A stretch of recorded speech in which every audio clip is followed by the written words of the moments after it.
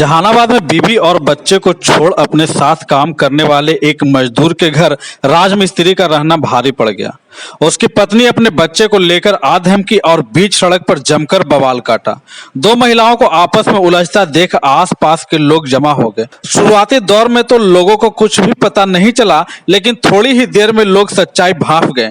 लगभग 1 घंटे की हाई वोल्टेज ड्रामा के बाद लोगों ने राजमिस्त्री को फटकार लगाते हुए उसे अपनी पत्नी के साथ घर भेज दिया, जबकि दूसरी महिला को उसके पति के हवाले कर दिया।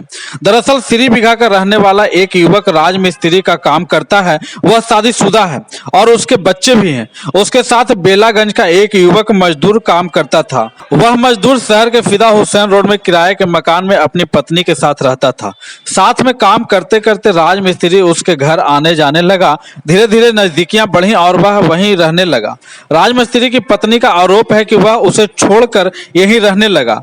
उसे कोई खर्च भी नहीं दे रहा था। वह जानकारी जुटाते जुटाते यहाँ पहुंच गई। यहाँ पहुंची तो देखा कि यहीं पर पड़ा है। इसके बाद दोनों महिलाओं में झड़प शुरू हो गई। घर के अंदर से शुरू हुई झड़प बाहर निकलकर खींचातानी में तब्दील हो गई। बीच सड़क पर काफी मजमा लग गया। खींचातानी होते देख आसपास के लोग जमा हो गए। आलम यह था कि दोनों महिलाएं उक्त युवक पर अपना अपना दावा जताने लगी। थोड़ी देर बाद लोग पूरे मामले को समझ गए और राजमिस्त्री को जमकर फटकार लगाई। फटकार लगाने के बाद राजमिस्त्री को उसकी पत्नी के साथ घर भेज दिया। वहीं दूसरी महिला को भी उसके पति के हवाले कर दिया गया।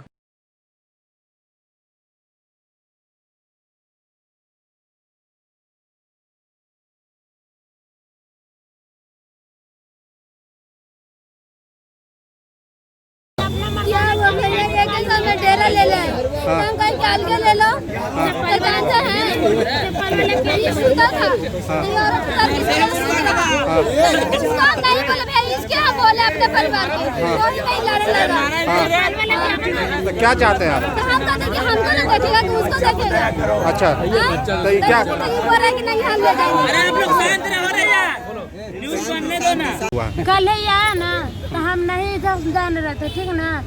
हम नानी गए थे चाय लगे, चाय लेके आए, भूखे प्यासे आज भी थे कल भी अच्छा थे। तो क्या हुआ आज? क्या हुआ? खाना पीना डाले। आई लड़की कल से आया है, एक औरत है, वो सब आया घर के गया। इसका हम बोले कि अपना दिया का लाया से धरिए अपना घर पर रखिए। इधर हम इसका भी डांटे। अच्छा जलमाने मोती घड़ी अच्छा रहता। अच्छा तो अभी कहाँ ले जा रहे थे इसको? कहाँ ले जा रहे थे? इसका कहाँ ले जा रहे थे? रूम पर ले जाएंगे। क्यों? क्यों? आपको लड़की का इज्जत किया। हम भी सोच रहे हैं कि हम इसका हमें मर्दाना छोड़ा, इसका मर्दाना छोड़ा तो हमको भी हो जाएगा। अच्छा तो अच्छा क्या लग आप इसी के साथ रहना चाहते हैं? हाँ रहेंगे इसी के साथ? हाँ इसको भी रखेंगे। हाँ दोनों को रखेंगे। अच्छा एक मिनट, ये तुमको पता है ना कि पहले से शादीशुदा है? हाँ हम कहीं बताया था तो बाल बच्चा नहीं हाँ। कि हम नहीं करेंगे। हम लोग हमको इससे बोलता था ना। तो बावजूद रहना चाहती हो? हाँ अब डिनर डिस्ट्री रहेंगे। दमारत के साथ हम कहते रहते थे। क्या नाम हुआ? पिंकी कुमारी। तो अपने पति को छोड़ दोगी? दोनों के रखेंगे। मामला ये है सर, चुप रहिए। मामला ये है सर कि मैं राजमिस्त्री में काम करता हूँ, इसका हस्बैंड भी करता है। तो ये मेरे साथ में एक के साथ रहते हैं। तो बात किया है कि ये लड़की के मेरा दीदी है। ये चिन्हा परिचय का लड़का है, बेला क्षेत्र का। अच्छा तो ये काम करता था। इसको क्या नाम है ना कि हम इसके साथ रहते थे। बोला भैया हम कहीं साथ में रहिए, खाना वाना बनावन मिलेगा और कपड़ा वपड़ा भी भाभी हमको मैडम खींच देगा। तो हम कि चलो दोनों दोस्त प्रेम भैया रह जाते हैं।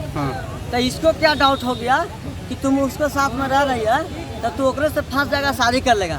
यही मैटर बहाल है। अच्छा तो अब अभी क्यों खींच रही थी आपको? ये लड़की हमको कहीं ये लड़की बोली ना, ये कल है लड़की है। सुनो ना, ये लड़की बोली ना कि जब हमको इज्जत के तू बर्बाद कर रही है, पूरा मोहल्ला फिरोज में हम रहते हैं डेरा लेके, पूरा इज्जत का मजा हमको बर्बाद कर दिया पूरा गली में, तो हम इसको रखेंगे।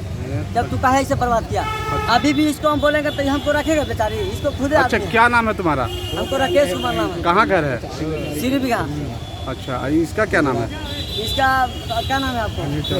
अनिल चौधरी। हम जादव भी हैं। अच्छा तो कहाँ शादी हुआ था आपका पहले? मेरा रशीदपुर शादी हुआ। अच्छा तो उससे बच्चे भी हैं? 2 बच्चा भी मेरा है, तो भी इसको दिमाग नहीं।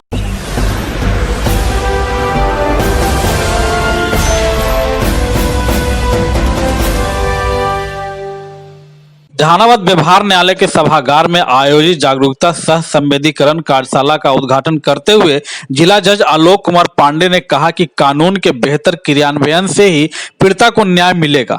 वैसे तो पीड़िता को न्याय दिलाने के लिए कानून बनाया गया है, लेकिन उसका क्रियान्वयन सही ढंग से नहीं हो पा रहा है। जब तक इसका क्रियान्वयन सही तरीके से नहीं किया जाएगा, कानून बनाने का उद्देश्य पूरा नहीं हो सकता है।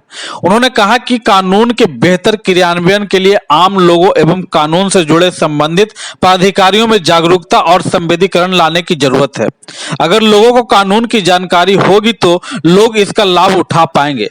इससे पूर्व जिला जज आलोक कुमार पांडे, प्रधान न्यायाधीश कुटुंब न्यायालय रंजीत कुमार सिंह, एडीजी प्रथम शिल्प सोनी सहित कई लोगों ने संयुक्त रूप से दीप प्रज्वलित कर कार्यशाला का शुभारंभ किया। कार्यशाला के प्रथम सत्र में जुवेनाइल जस्टिस एक्ट पर जुवेनाइल जस्टिस एक्ट कोर्ट के पीठासीन प्राधिकारी राकेश कुमार रजक, एडीजे चतुर्थ वीरेंद्र कुमार धनकर, एडीजे सप्तम राकेश कुमार एवं एडीजे प्रथम शिल्पी सोनी राज ने संबंधित कानून के विभिन्न पहलुओं पर प्रकाश डाला।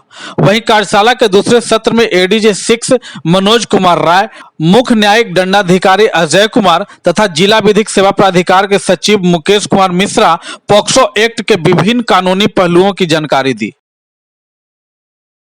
उच्च न्यायालय पटना के निर्देश पर जेजे एक्ट और पॉक्सो एक्ट के संबंध में संवेदीकरण एवं जागरूकता के संबंध में कार्यशाला का आयोजन किया गया है। माननीय जिला एवं सत्र न्यायाधीश श्री आलोक कुमार पांडे जहानाबाद के द्वारा उनके निर्देश में यह प्रोग्राम हो रहा है और जिसमें जेजे एक्ट और पॉक्सो से संबंधित जितने भी स्टेक होल्डर्स हैं सभी को या तो फिजिकल माध्यम से या वर्चुअल माध्यम से जोड़ा गया है। फिजिकली लगभग 45 लोग और वर्चुअली लगभग हमको लग रहा है कि 100 लोगों को जोड़ा गया है कि उन सभी को जो किसी भी रूप में जेजे एक्ट में या पॉक्सो के से संबंधित कार्य करते हैं उनको इसके संबंध में कि बालकों के प्रति कैसे संवेदनीकरण उत्पन्न करना है और कैसे उस एक्ट के संबंध में जानकारी उपलब्ध कराया जा सके, उनको जागरूक किया जा सके कि कैसे काम करना है। इसी उद्देश्य के निहित यह कार्यशाला का आयोजन किया गया है माननीय उच्च न्यायालय पटना के निर्देश पे और अभी वो कार्यक्रम चल रहा है और अनवरत यह 5 बजे तक चलेगा और इसमें जितने हैं एडीजे 1, एडीजे 6 सर जो भी उस एक्ट से रिलेटेड ट्रायल करते हैं वो इस संबंध में सभी स्टेक होल्डर्स को इस जागरूक करेंगे और संवेदीकरण प्रोग्राम भी चलाया जाएगा। क्या उद्देश्य है सर इस तरह के कार्य? इसका मेन उद्देश्य यही है कि लॉ के संबंध में पूर्ण जानकारी, लॉ का जो जानकारी का अभाव है ये लोगों में न रहे, उसके जो भी स्टेक होल्डर्स हैं जो उसके लिए काम कर रहे हैं उनको पूर्ण रूप से जानकारी लॉ का हो जाए और साथ में ही बच्चों के साथ बिहेव कैसे करना है, बच्चे अगर विक्टिम हैं उस रूप में और अगर किसी अपराध के लिए उनको लाया गया है तो उनके साथ कैसे व्यवहार करना है। जैसे आप लोगों की भी जिम्मेदारी है कि अगर किसी भी अगर विक्टिम है या फिर वो किसी अपराध के लिए ही पकड़ा गया है तो जैसे आप लोगों को जिम्मेदारी है उनका नाम ओपन नहीं करना है। तो यही जागरूकता अभियान कि किसकी क्या रिस्पॉन्सिबिलिटी है और बच्चों के प्रति संवेदना उत्पन्न करने के उद्देश्य से इस कार्यशाला का आयोजन किया गया है। ठीक है।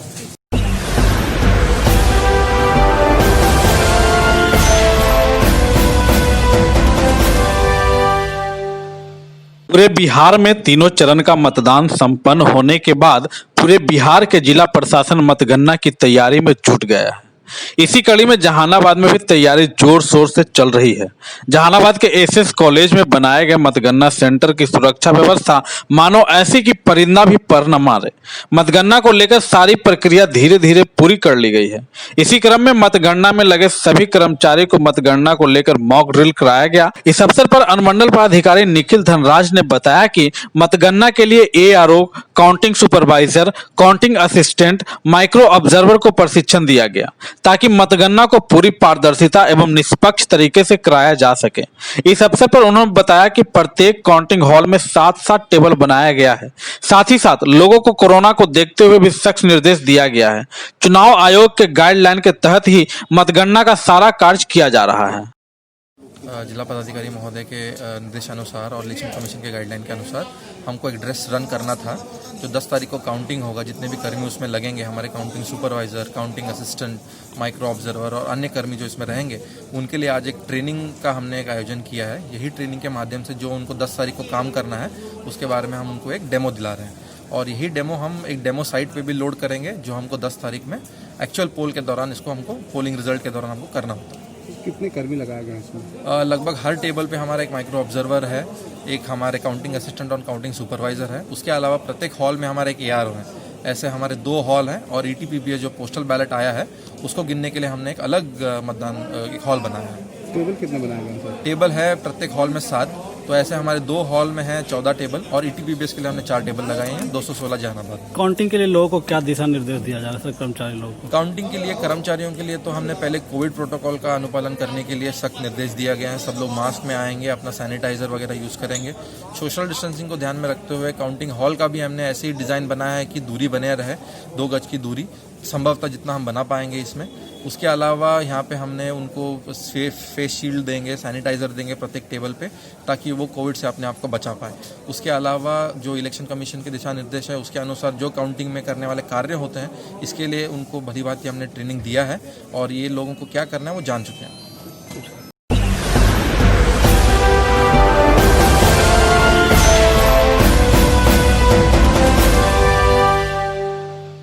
राष्ट्रीय स्वयंसेवक संघ के स्वयंसेवकों के द्वारा अल्प समय अवधि सूचना में सदर अस्पताल स्थित ब्लड बैंक में रक्तदान किया गया।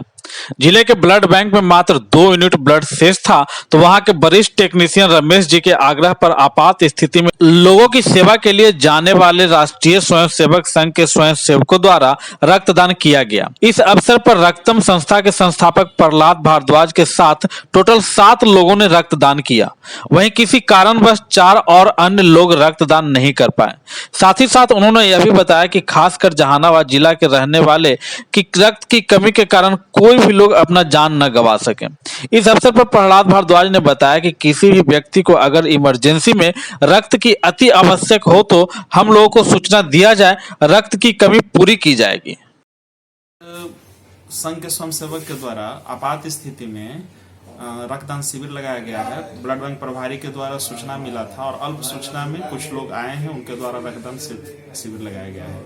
यहाँ ब्लड बैंक में मात्र 2 यूनिट ब्लड है, इस कारण से आपात स्थिति में शिविर लगाया गया है। अब तक कितने लोग 3 लोग रक्तदान किए हैं और करीब 4-5 लोग अभी इंतजार में हैं।